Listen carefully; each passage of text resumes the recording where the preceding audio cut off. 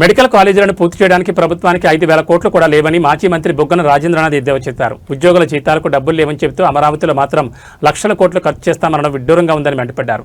దేశంలో ఎక్కడా లేని విధంగా అమరావతిలోని నిర్మాణ ఖర్చులు విపరీతంగా ఉన్నాయని, కేవలం డిజైన్ల పేరుతోనే 400 కోట్ల అవినీతి జరుగుతుందని ఆరోపించారు. అమరావతిలో జరుగుతున్న అవినీతి చూసి దేవుడు కూడా భయపడే పరిస్థితి ఉందని వ్యాఖ్యానించారు. చంద్రబాబు ఎప్పుడు అమరావతి గురించే మాట్లాడతారు తప్ప వెనుకబడిన ప్రాంతాల గురించి ఆలోచించారా అని ప్రశ్నించారు. మావిగన్ ప్రతిపాదనతో కేవలం 20,000 కోట్లతో రాజధాని నిర్మించుకోవచ్చని అన్నారు. అమరావతి ప్రాంతం రాజధానికి అనువైంది కాదని గతంలో శివరామకృష్ణన్ కమిటీ చెప్పిందని ఈ సందర్భంగా వెల్లడించారు. నమస్కారం. గత 15 రోజులుగా దాదాపు రాష్ట్రంలోనే కాకుండా పక్క రాష్ట్రాల్లో కాకుండా అంతర్జాతీయంగా కూడా తెలుగు భాష మాట్లాడే వాళ్ళందరూ కూడా ఒక పదం మీదనే చర్చిస్తూ ఉన్నారన్నమాట.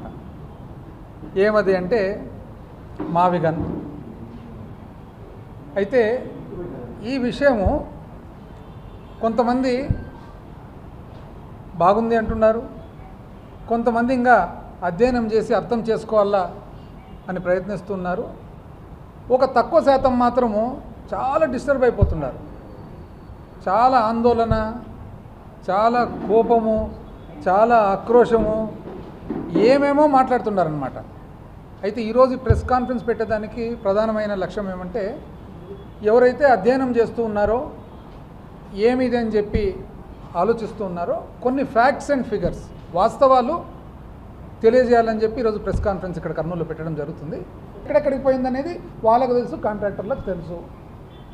మా సమయంలో ఎప్పుడు కూడా ఇటువంటి మొబిలైజేషన్ అడ్వాన్స్ అనే కల్చరే లేదు. పని చేసిన తర్వాత బిల్లులు ఇచ్చిన తర్వాత మొబిలైజేషన్ అడ్వాన్స్ అనేది లేదు.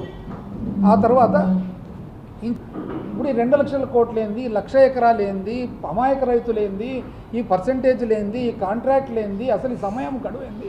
దాని బదులు మచిలీపట్నము, విజయవాడ, గుంటూరు అనే ప్రాంతం ఉంది కదా, పక్కనే కదా, అన్ని లెక్కేస్తే ఇంచుమించు 40 లక్షల జనాభా కూడా ఇక్కడ ఆల్రెడీ ఉంది కదా, హైవే ఉంది కదా, పోర్ట్ ఉంది కదా, ఎయిర్పోర్ట్ ఉంది కదా. ఇక్కడ ఏమన్నా కట్టండి బిల్డింగ్లు, మనకు రాజధాని అంటే ఏమి బిల్డింగ్లే కదా, అడ్మినిస్ట్రేటివ్ బిల్డింగ్లు ఇక్కడ కట్టొచ్చు కదా అని చెప్పి చెప్పినాను. దీంట్లో ఎక్కడే కానీ ఏమైనా పొరపాటు ఉందా అని నేను చాలామందిని అడిగిన, న్యూట్రల్ పీపుల్ను. ఈ ఇష్యూలో పొరపాటు అంటే ఏం పొరపాటు ఏమిచ్చారని లాజికల్గా ఉంది కదా అని అన్నారు. కానీ బయట చూస్తే మాత్రం కోపము, ఆక్రోశము, ఎక్కడికెక్కడికి తల్లి ఏంది, చెల్లి ఏంది, చెల్లికి సంబంధాలు ఏంది, ఏంటివి ఇవన్నీ భాష.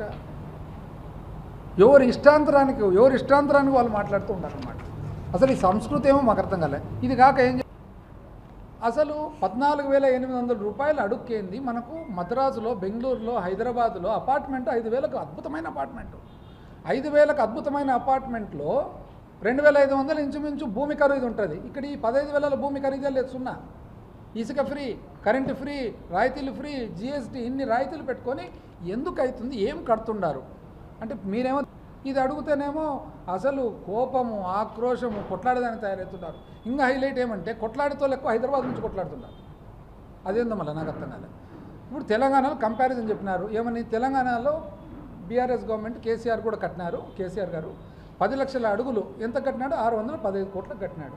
మీదేంది ఇది 50,000 కోట్లు, 40,000 కోట్లు.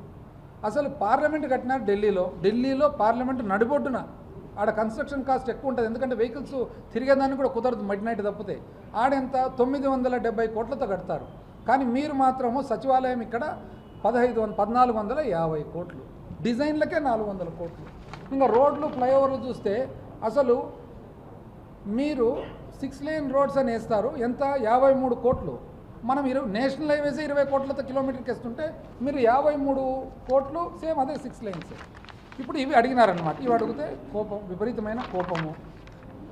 దాని తర్వాత ఆయన ఏమంటున్నారు, అయ్యా ఆల్రెడీ మచిలీపట్నంలో పోర్ట్ ఉంది, అది ఎగ్జిస్టింగ్ పోర్ట్ ఉంది, కొత్త పోర్టు తయారవుతుంది, రోడ్డు కనెక్టివిటీ ఉంది, నేషనల్ హైవేస్ ఉంది. అసలు ఇంత దిగజారుడు మాట. మచిలీపట్నము, విజయవాడ, గుంటూరు 3 కలిస్తే పెద్ద నగరం అవుతుంది కదా, ఇంకా ఏదో సింపుల్గా కట్టండి, మన పని జరిగేటట్లు అని అంటున్నారు. ప్రజలందరికీ మేలు జరుగుతుంది కదా, ఫాస్ట్గా పికప్ అవుతుంది, ఖర్చు తక్కువ అవుతుంది అంటే మీకు తప్పు, ఇది తప్పే తప్పు అని చెప్పి ఎంతమంది ఎప్పుడు మైక్ పట్టుకునే వాళ్ళు కూడా మైక్ పట్టుకుంటున్నారు. బాగుంది. మాకు ఒక సందేహం ఏమంటే, తప్పు కదా, మళ్ళీ తప్పైనప్పుడు టీడీపీ ఆఫీస్ ఎక్కడ కట్టినారండి, జనసేన ఆఫీస్ ఎక్కడ కట్టినారండి, జగన్మోహన్ రెడ్డి గారు చెప్పిన ప్రాంతంలో కాదు, మెయిన్ రోడ్ మీద కాదు కట్టినది, విజయవాడ గుంటూరు మెయిన్ రోడ్ మీద కాదు కట్టినది. మళ్ళా ఇవి ఎప్పుడు కట్టినారు మీరు? అమరావతి అనేది 2014లో అనౌన్స్ అయితే మీరు మొన్న కట్టినారు 2-3 ఏళ్ల క్రితం. మళ్ళీ అమరావతి అనౌన్స్ అయ్యి మీరే అమరావతి పెట్టిన తర్వాత అక్కడ ఎందుకు కట్టలేదు మీ పార్టీ ఆఫీసులు? అంటే మీకైతే ఒక రూలు, పబ్లిక్ అయితే ఒక రూలు. మీరు ఎందుకు అసలు మీ ఆలోచన విధానమే మాకు అర్థం కావడం లేదు. ఇవన్నీ ముందుకు పోయే ముందర ఒరిజినల్గా ఒక పాయింట్ మనం ఆలోచన చేయాలి. ఆరిజిన్ అసలు ఆంధ్రప్రదేశ్ రాష్ట్రం అనేది ఎక్కడ పుట్టింది? అసలు బొడ్రాయి అంటాం చూడండి, మన ఊరికి పోతే మన రాయలసీమ ప్రాంతంలో బొడ్రాయి అంటాం, ఊరికి పోతాను, ఊరాడ పుట్టింది. ఎక్కడ పుట్టింది ఆంధ్రప్రదేశ్ రాష్ట్రం? ఆంధ్రప్రదేశ్ రాష్ట్రం పుట్టిండేది శ్రీబాగ్ ఉడంబడికతో కాదా? అసలు మీకు గుర్తన్నా ఉందా శ్రీబాగ్ ఉడంబడిక అనేది? ఎవరికైనా కానీ ఈరోజు అధికార పార్టీలో ఉండే కూటమి నాయకులు మీకు శ్రీబాగ్ ఉడంబడిక అనేది గుర్తుందా? మీకు శ్రీబాగ్ ఉడంబడిక గుర్తుందా? మీకు 1953లో ఆంధ్రప్రదేశ్ రాష్ట్ర అవతరణ గుర్తుందా? 1956లో విశాలాంధ్ర తెలంగాణ ఇంటిగ్రేషన్ గుర్తుందా? మీకు జెంటిల్మ్యాన్స్ అగ్రిమెంట్ గుర్తుందా?